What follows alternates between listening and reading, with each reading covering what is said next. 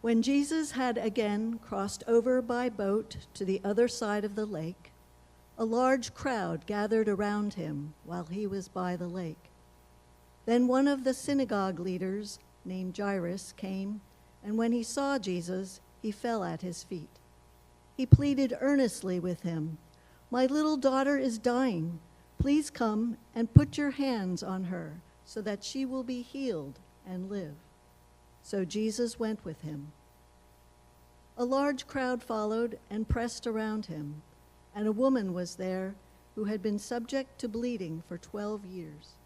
She had suffered a great deal under the care of many doctors and had spent all she had. Yet instead of getting better, she grew worse. When she heard about Jesus, she came up behind him in the crowd and touched his cloak, because she thought, "If I just touch his clothes, I will be healed." Immediately, her bleeding stopped, and she felt in her body that she was freed from her suffering. At once, Jesus realized that power had gone out from him. He turned around in the crowd and asked, "Who touched my clothes?" "You see the people crowding against you," his disciples answered, "and yet you can ask, 'Who touched me?'" But Jesus kept looking around to see who had done it. Then the woman, knowing what happened to her, came and fell at his feet, and trembling with fear, told him the whole truth. He said to her, "Daughter, your faith has healed you. Go in peace and be freed from your suffering." While Jesus was still speaking, some people came from the house of Jairus, the synagogue leader. "Your daughter is dead," they said. "Why bother the teacher anymore?" The word of the Lord. Thank you. Children are dismissed to head out to Children's Church.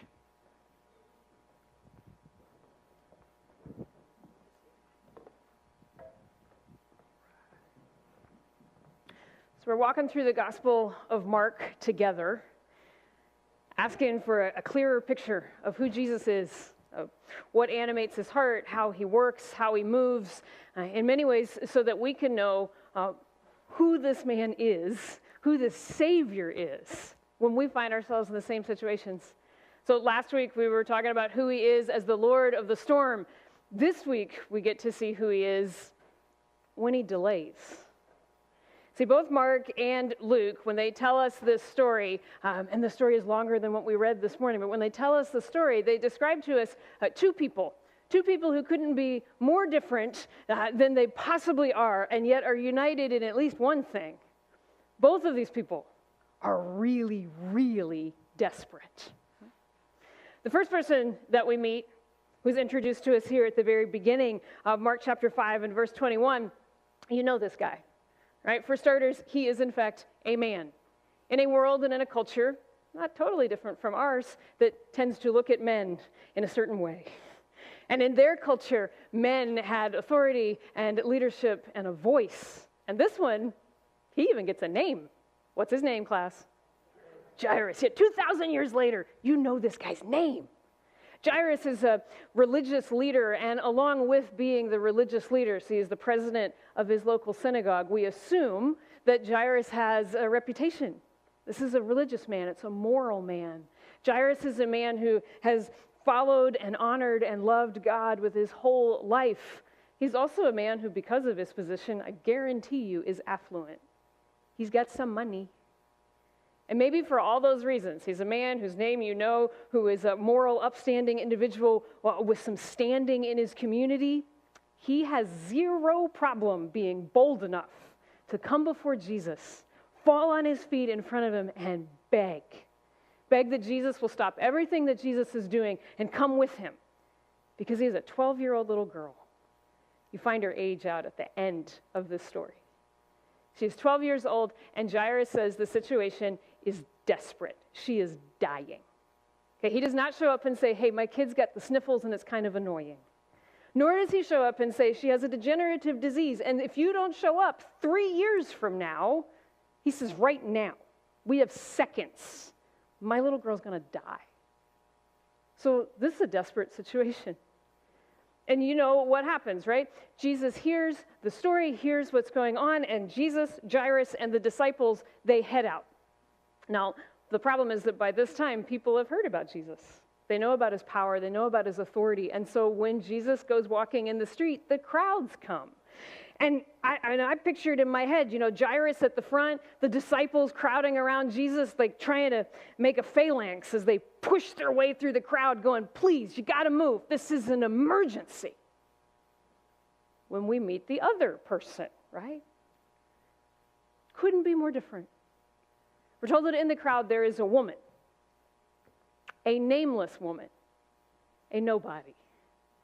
2,000 years later, we know her story. We don't have a clue what her name was. And this particular nameless woman is a religious pariah. For more than a decade, she's not been able to go into the temple. She has not been able to go into the synagogue. For more than a decade, she couldn't offer sacrifices. For more than a decade, she's not been allowed to touch another human being because if she does, she makes them unclean. And she lives in a world not that different from ours, that regularly looks at people with chronic illness and says, so what did you do to make God angry with you? I mean, you know it. The disciples one day see a man who is born blind, and rather than saying, hey, Jesus, what do we need to do for this man? How can we help him? They say, well, who sinned? That guy or his parents that God let him be born blind? She spent a decade with people saying, go away. And she's also spent a decade desperately trying to heal herself, so she is flat broke. And I assume it's all those things. She's a woman in a culture where women do not approach men. She's nameless nobody. She's a religious pariah, and she doesn't have 2 nickels to rub together. That's probably why she's too scared to even ask. She won't go near Jesus. She sneaks behind him, hoping he won't see her or ask any questions. But this woman has spent the last 12 years dying. It's a slow death. The Bible says she's been bleeding. She's probably got some disease. There's a couple of disorders that could cause this. She has menstruated for 12 solid years. And you understand that if you've been bleeding for 12 years, you are beyond anemic. You're unbelievably sick. You are barely able to function. And yet she's desperate. She's got to get to Jesus. And she does. And you know how the story goes, right? Because this part's awesome. She comes up to Jesus, she sneaks behind him, she touches his clothes, and she just knows. She just knows she's healed. It's perfect. Everything is fine. Life's going to be able to go back to some form of normalcy. And she goes to sneak off. And Jesus says, nope. And he stops everything. And that's awesome. But it occurred to me this week that when Jesus delays going with Jairus and Jesus delays going to get to the little girl, both these people who couldn't be more different, man and woman and rich and poor in every way, both the man and the woman are deeply impacted by Jesus' decision to delay. Jairus is impacted in that he is heartbroken by the end.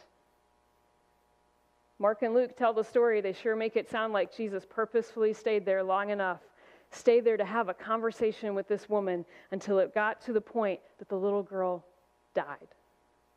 And the situation goes from desperate to hopeless. The woman, though, man, she's incredibly impacted by the delay.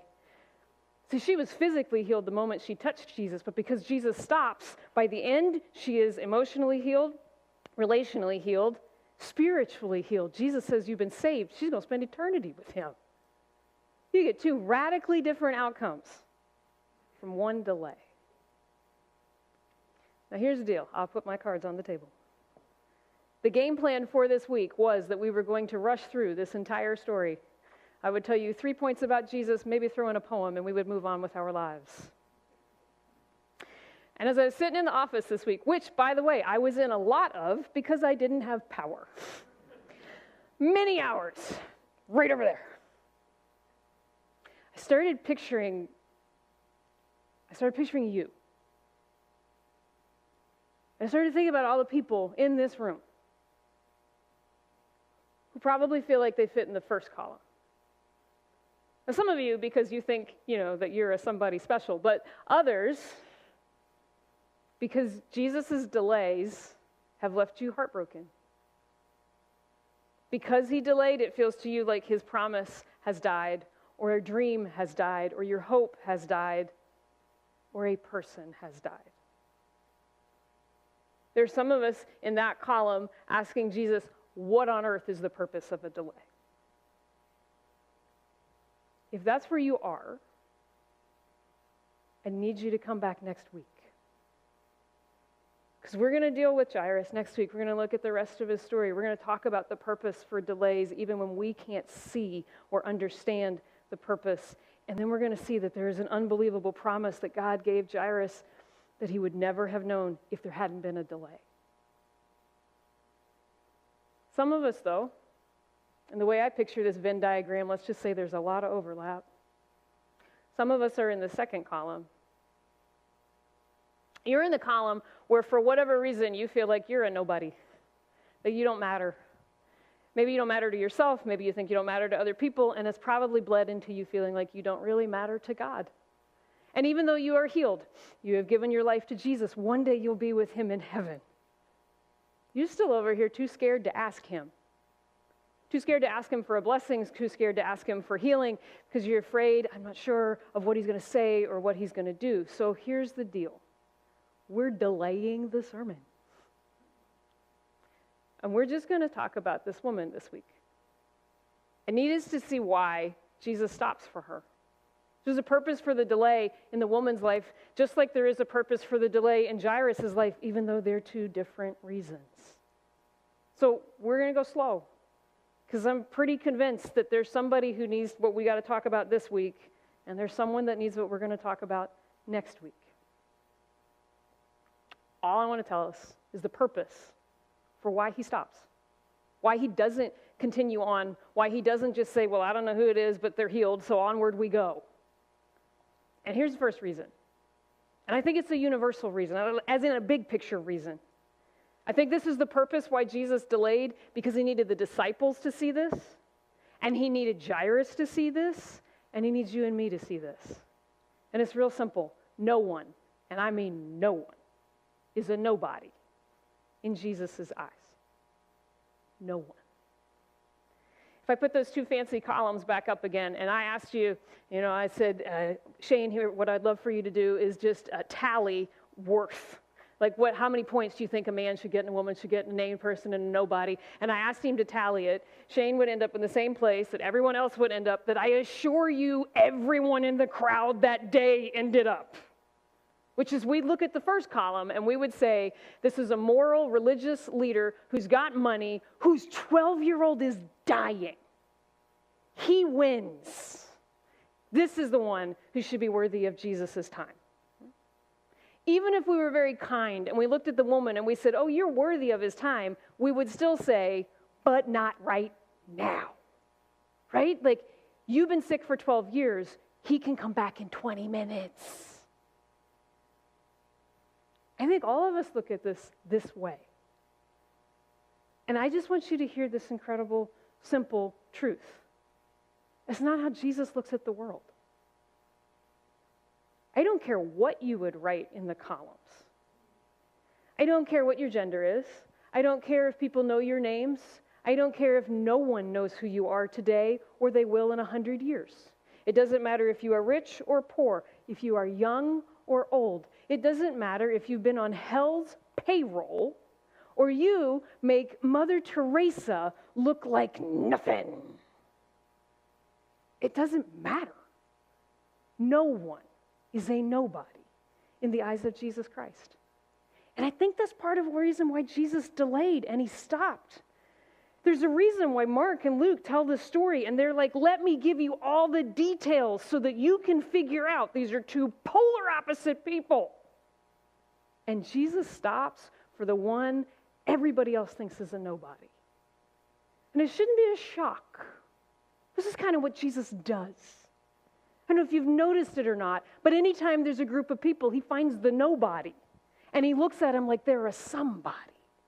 Hey, when when the lepers come up and everybody else runs for the hills, Jesus gives them a bear hug. When Zacchaeus, the wee little punk, is up in a tree because no one will move for him, he's the only person who Jesus sees. And then he goes to dinner at that guy's house. Jesus, when he is at the well, sees a Samaritan woman, so a person who's not even Jewish. And she's had way too many guys in her life. And she feels like a nobody. She's the only person Jesus finds and speaks to that day.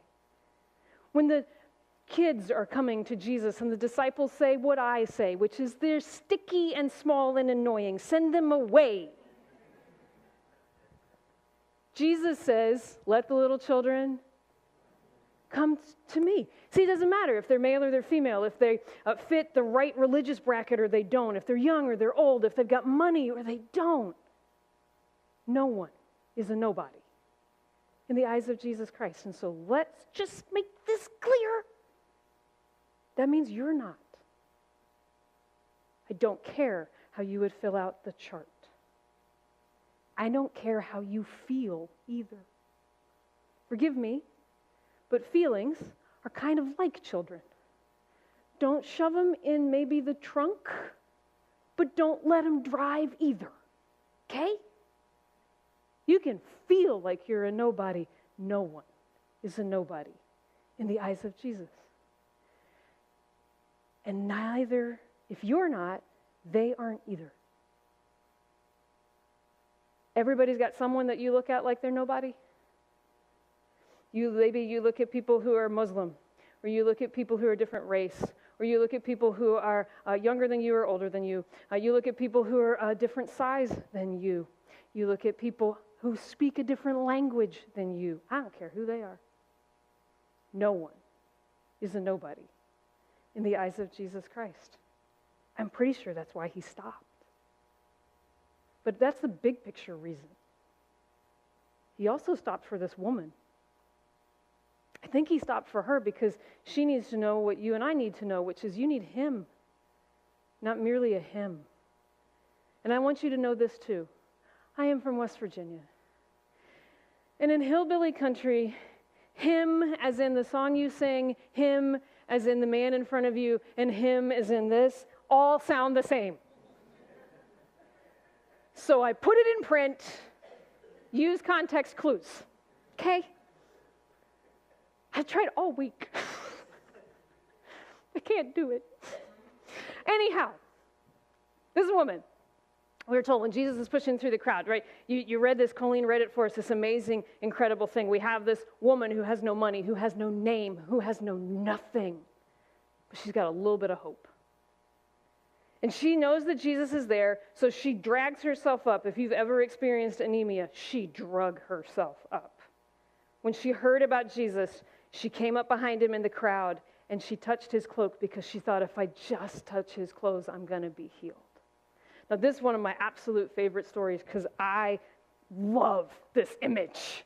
Right? There's this whole crowd of people, and the woman's like, if I stay behind him in his blind spot, he cannot see me. And then she sneaks up on Jesus, grabs his coat, and runs. I said touch and run. Right? She's like, I'm going to bump up against you and beat it. Now, neither Mark nor Luke tell us why. Right? They don't say what exactly is going on in her mind. But there had to be something. In my brain, it's either that she thinks, if I went in front of him and I got stopped by him and he says, so what we doing?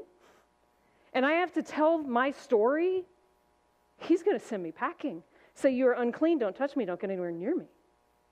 Or she's over here going, I've heard about him, and I've heard he has incredible authority. And I actually don't need him to be the authority over my life. I just want him to heal me, not meddle.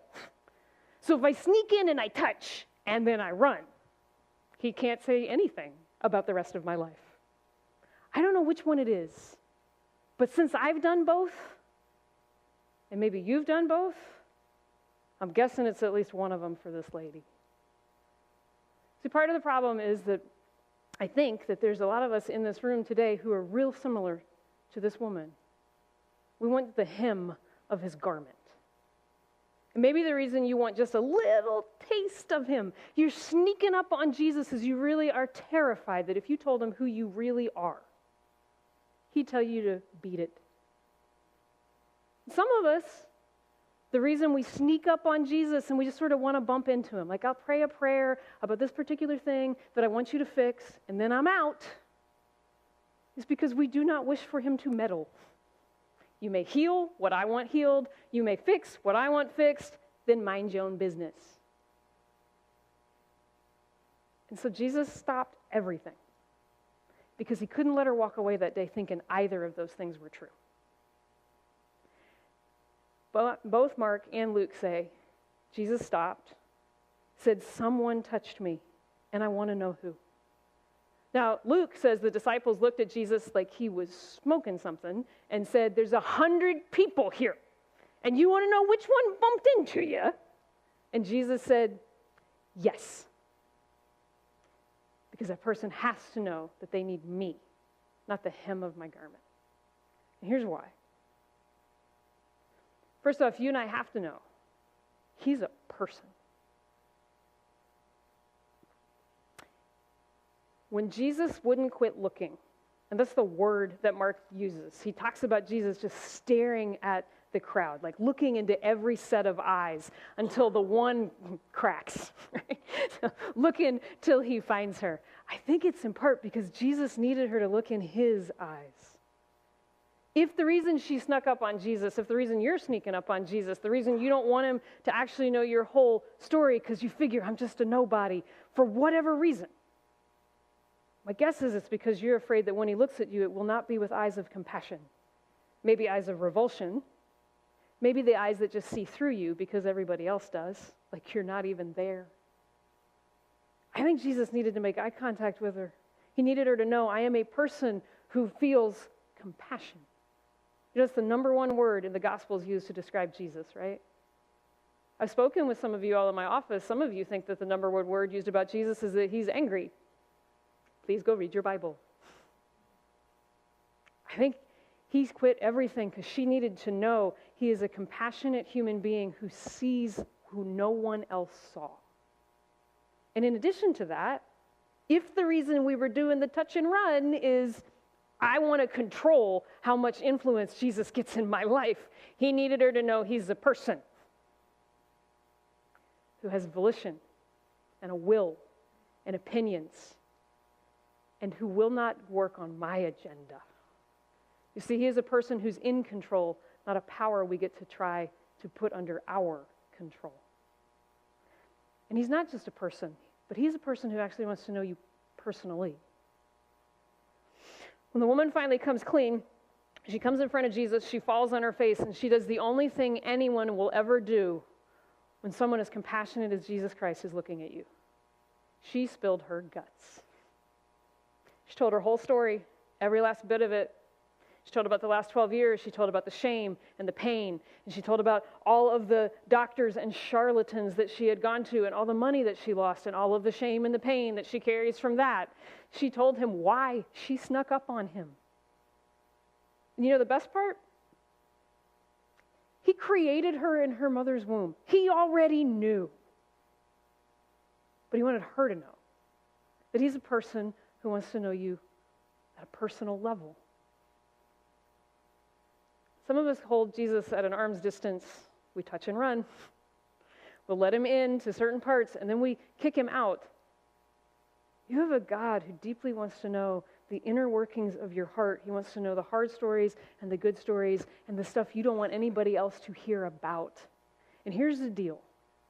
You know, he didn't change her story, right? The story stayed the same. He just took away the shame of it. Because now hers is not a story that has to be a secret and a story that has to be contained and a story that has to consume all of who she is. Now it's the story that says, this was an insanely hard season of my life until I came face to face with Jesus Christ. And then he changed my story. Last thing. I'm pretty sure that Jesus said, oh no, we are delaying everything because this woman has to know I'm a person who wants to know her personally, proudly names her. So we already established this, friends. I have no idea what that woman's mom and dad ever called her. No one wrote it down for us. I don't know what her friends called her. I also don't know what the people in the community who knew she'd bled for 12 years called her, but I bet it wasn't kind. I don't know what she called herself. And by year 12, really not kind. I know what Jesus called her, though. Did you catch it? What's he call her? Daughter. Did you know that in all 4 Gospels, she is the only woman Jesus will ever call daughter? Every other woman he either calls by their name, Mary, or he calls woman, which in his culture is like saying ma'am, except her. This woman who's been cut off from her family, who has been treated as a nameless nobody because of the illness that she is facing, he looks at and he says, I give you a name. And it's a beautiful name. You know, there are people in my world that I have adopted over the years. So we have not gone to the courthouse, okay? We don't fill out paperwork. But I've adopted sisters. I have more adopted grandparents and dads than I know what to do with. It's unbelievable. There are people in my world, I have an adopted nephew, as a matter of fact. There are people in my world that I have looked at and I have chosen, and I give them a name because I choose to love them. Jesus looked at this woman and he said, I'm adopting you. No one else in the world might see you, but I do. I'll delay everything for you so you can know you're mine. For somebody in the room today, I think Jesus is delaying everything. We are here today looking at this story for 30 minutes because you need to know that you have a Savior who wants you to know that he is a person. And he is the kind of person, my friend, you don't get to control, who only looks at you with compassion. He deeply wants to know every bit of your story because it's only when you bring it to him that he can transform it. And he has named you. His son or his daughter, he has chosen you to be his. So yeah, he'll delay everything. One more reason. I think he delayed because this is how healing comes. This woman needs to see that the way healing comes is first by faith. Jesus said these really awesome words to her. Let me go up here and read them so I don't make it up. After we've established who touched him, Jesus looks at this woman and he says, daughter, your faith has healed you. Go in peace and be freed from your suffering. And that word for healed is amazing because it is not the word that just means physical healing. She'd already experienced that. It took faith to show up. It took faith to come and look him in the eye. It took faith to tell her story, and it took faith to believe that she is his chosen daughter. The word he used for healed here, we translate as saved almost everywhere else in the Bible. He says, your faith has saved you. This is more than a physical healing. This is a spiritual healing. This is a relational healing. This is an eternal healing. And it's her faith that did it. Now, we're going to end up talking about faith again next week. Jesus makes a really big deal out of both her faith and Jairus' faith. And honestly, we'll spend more time next week because next week Jesus is going to look at Jairus and ask him to believe when the situation went from desperate to hopeless. He's going to ask him to believe that his daughter can live when she's died. But for this woman, I just want you to see this. Guys, she only had enough faith to sneak up behind him and grab hold of the garment. And then she only had enough faith to come because she felt like she got caught. And did you know what? That's all she needed. Some of you are listening to this or watching what Jesus did with this nameless nobody who he gave a beautiful name to. And you are going, I wish I could believe that was true for me. But I don't have enough faith. I got such good news for you. Do you know how much faith you need? About this much. Because the issue is not the amount of faith, it's the author of your faith. It's not the degree of your faith, it's the destination for your faith. Right? The thing that matters here is not how much faith you have, it's how big and good and strong and compassionate Jesus Christ is. That's what matters. I was listening to a podcast this week. It might have even been on this passage. I don't know. And the preacher gave an illustration where he said, I want you to imagine that there's 3 guys. So we're going to imagine 3 wearing gentlemen because I can. Imagine that the 3 wearings have gone hunting, where I understand, and I'll tell you all, that only Micah ever actually gets a deer. But the 3 wearings have gone hunting, and they're out in the woods, and it's wintertime, and a bear comes, okay? And they got to run. I won't even make running jokes about some of the members of that, but just they're running. And they run from the bear, and they come up to a cliff, and below the cliff is a frozen lake, okay? So let's imagine that they're running. Logan, of course, is first because he's youngest, and he was on the track team.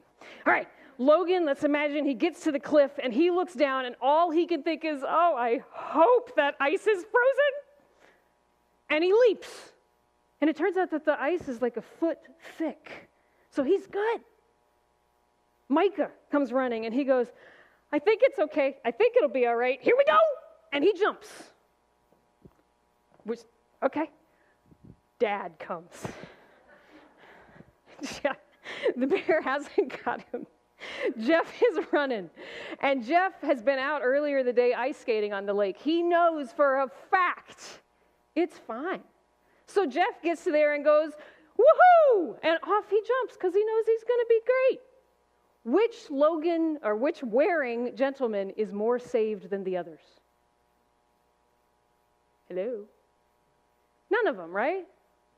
Because the issue wasn't if Logan was afraid it wasn't really going to work, but he had enough faith to jump. And Micah thought it's probably okay, or Jeff went, yeah, I know it's fine. It doesn't matter if you get this much faith or this much faith. In that scenario, all that mattered was how thick is the ice. Doesn't matter if you get this much faith, you get this much faith. All that matters is that the hem you're grabbing hold of is on Jesus. He's the one who brings about healing. One more thing, though. Healing comes by your faith. And all you need is this much, guys, to grab hold. Your faith and his weakness. Strange, isn't it? You know, Jesus doesn't say this any other time when he heals somebody. He doesn't heal them and say, power went out from me. But when the woman sneaks up on him and she grabs hold of Jesus, it's like power leaves him. And he is made weak so that she can be strong. He gets broken in that moment so she can be made whole. And it's a foreshadowing of what's going to happen on the cross. So one of the reasons why Jesus stopped was so that this woman would realize that he chose to let himself be made weak so she could be healed. If today you think you're a nobody, today you question whether Jesus would do for you what he did for this woman, then I need you to remember that he's the very one who died so you can be made whole. Healing comes through your faith and his weakness. We're finished. Jesus, who is the Christ, thinks you're worth the delay. So the question before you today is, what's he asking you to be? What's he asking you to do in response to that truth? We're going to invite the band to come forward. As they come, we're going to come before Jesus in prayer.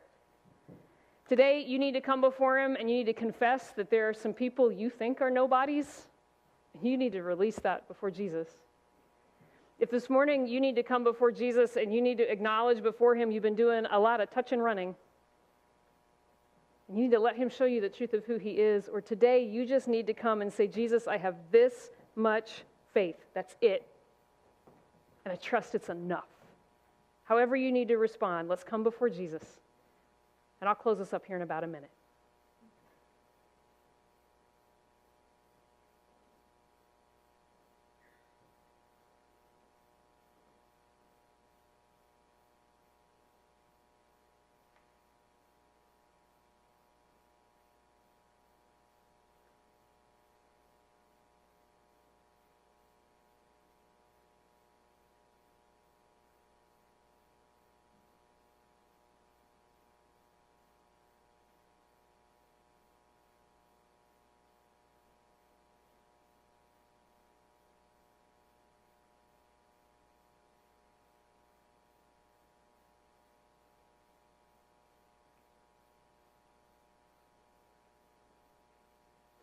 Lord, my prayer today is that any person in this world and in this room who thinks they're a nobody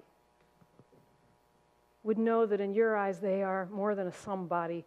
They are the person who you'll stop everything for. That they might know the love of the Savior who has given everything for them.